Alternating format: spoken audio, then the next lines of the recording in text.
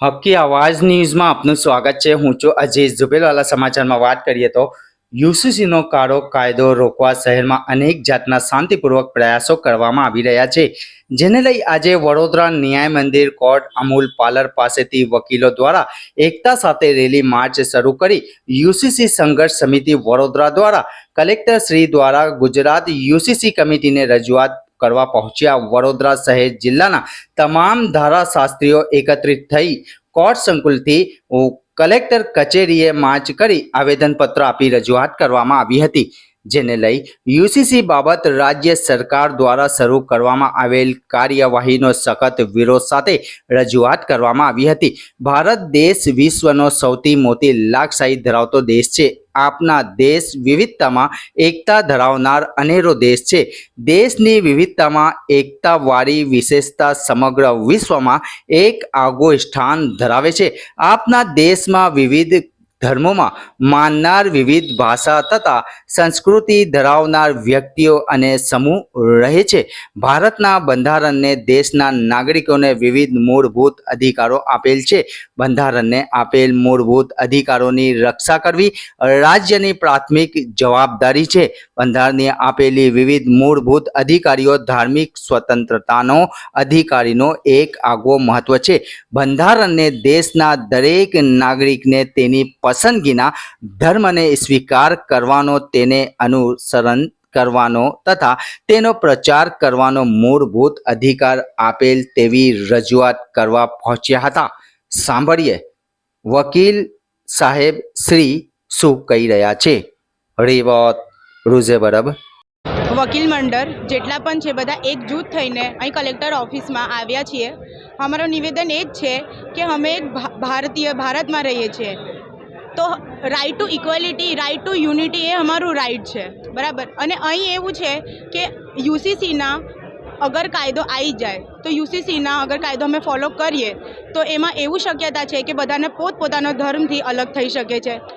એક rule follow કરવો important, એ પણ અમને ખબર છે, પણ આમાં અમારા જે પણ ધર્મ છે, મુસ્લિમ જાતિ કે બીજી કોઈ પણ જાતિ, હિન્દુ, મુસ્લિમ, શીખ, એ લોકોનો પણ અહીં રિલિજનનો ધર્મ ભંગ થઈ રહ્યો છે, એમનો ફંડામેન્ટલ રાઇટ છે તે ઇન્ફ્રિંજ થઈ રહ્યો છે। સો બસ એક જ સરકારને અમારી નિવેદન છે કે જે યુસીસી છે એને ખારિજ કરો અને અમારા ધર્મ પર ચાલવાનો અધિકાર આપો। છેલ્લા ઘણા સમયથી આપણા ભારત દેશમાં આપણે જોઈ રહ્યા છે, ના કોઈ કાયદો રોજગારી માટે લાવવામાં આવે છે, ના કોઈ કાયદો શિક્ષણ માટે લાવવામાં આવે છે। માત્ર કાયદાઓ ધર્મ બાબતે જ લાવવામાં આવી રહ્યા છે। પહેલાં શરૂઆતમાં વાત આવે તો ટ્રિપલ તલાકનો કાયદો હોય, વકફ એક્ટ હોય, ને હમણાં યુસીસી। એક મીડિયાવાળા ભાઈએ હમણાં એવું કીધું કે હજુ બાળકનો જન્મ નહીં થયો અને એના પહેલાં જ તમે એનું નામ આપવા માટે ભેગા થયા છો। તો અમે કહેવા માંગીએ છીએ કે આ લોકોએ બાળક નહીં પણ ટેસ્ટ ટ્યુબ બેબી તૈયાર કર્યું છે।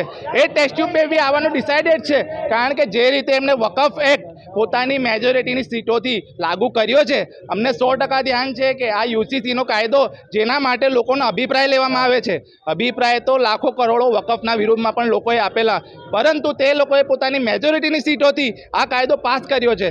આ જ રીતે અમને ચોક્કસ ધ્યાન છે કે યુસીસીનો કાયદો પણ આ લોકો મેજોરિટીથી પાસ કરશે। માત્ર લોકોના અભિપ્રાય લઈને એમને ઉલ્લુ બનાવવા શા માટે આવે છે? જો તમારે લાગુ જ કરો તો ડાયરેક્ટ લાગુ કરી દો। લોકોની ભાવનાઓ સાથે કેમ ખિલવાડ કરવામાં આવે છે? આજે જે રીતે તમે ઇન્ડિયા ગેટ પર જઈને જોશો તો ત્યાં કેટલા મુસ્લિમ નામો છે શહીદોના, દેશ માટે કેટલા લોકો શહીદ થયા છે એ તમે જુઓ તો તમને ખબર પડશે કે મુસ્લિમોએ કેટલું બલિદાન આપ્યું છે।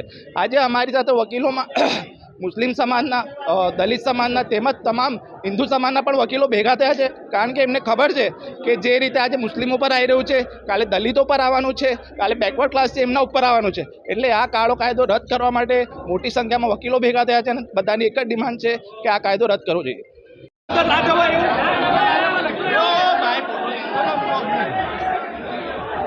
યુનિફોર્મ સિવિલ કોડના બારામાં અમે કલેક્ટર કચેરી આવ્યા છે અને યુનિફોર્મ સિવિલ કોડનો મતલબ થાય છે કે દરેક કોમને એમના સમાન હકો મળે। હવે યુનિફોર્મ સિવિલ કોડમાં દરેકને હકો મળે એટલે અમારે એવું કહેવું છે કે બીજી જે કોમ છે, અમારી એસસી CST છે, એ લોકોની ઉપર બી આ રહેમ થવું જોઈએ કે ભાઈ મુસ્લિમોને ખાલી રહેમ ખાવા બાબત નથી, CSC ST પણ અમારા રહેમ કરવા બાબત છે, એટલે એમને અલગ ના કરવા જોઈએ। પણ બીજી વાત એ છે કે યુસીસી એવી વસ્તુ છે જે અમારા સિનિયર વકીલે કીધું કે કુરાન મેડ અમારા કોન્સ્ટિટ્યુશન છે, એના ઉપર અમે જીવવાનો હક છે. 25-26 સેક્શનના હિસાબે અમે મુસ્લિમ કોમ્યુનિટી, દરેક કોમ્યુનિટીને પોતાના મધબ પર જીવવાનો હક છે. એટલે અમે આ યુસીસીને રદ કરો એની માંગણી કરવા માટે કલેક્ટર કચેરી આવેલા છે. નામ બરાબર બોલો.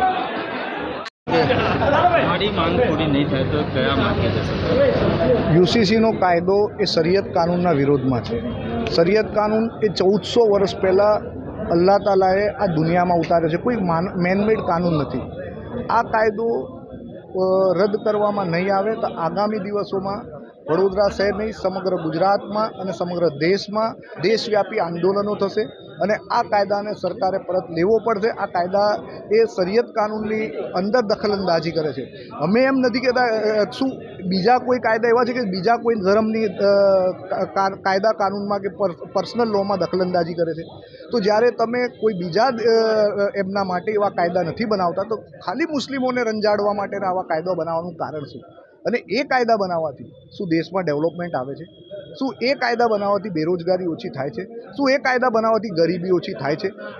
આ પ્રશ્નનો જવાબ મને સરકાર આપે કે આ કાયદા બનાવવાથી શું આવું કોઈક દેશ હિતમાં કોઈ ફાયદો થતો હોય તો અમને બતાવો. દેશ હિતનો કોઈ ફાયદો નહીં, ઉલટાનું દેશને ભાગલા પાડવાની માનસિકતા સાથે કાયદા બનાવવામાં આવે. દેશના વિકાસની જે એ છે એ મુદ્દાને ભૂલાડવાના પ્રયત્નો કરવામાં આવે, રોજગારના મુદ્દાને ભૂલાડવાના પ્રયત્નો કરવામાં આવે અને આ ફક્ત અને ફક્ત વોટ બેંકની રાજનીતિના ભાગરૂપનો કાયદો છે.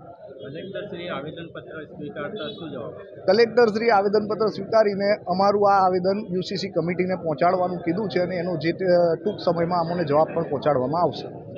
અશફાક મલિક.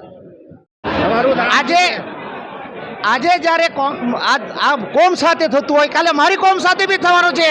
એટલે અમારી કોમ બી, અમારે SC ST પરિવાર, તમામ પરિવાર આ સમુદાય સાથે સામેલ છે અને અમે જ્યારે બંધ પડશે ત્યારે આમની સાથે અમે રહીશું. આવા કાળા કાયદોનો અમે વિરોધ કરીએ છીએ. આવા કાયદો વિરોધ કરવાનો અમારો એટલો જ મતલબ છે કે તમામ દેશની અંદર આ વસ્તુ ફાટી નીકળશે.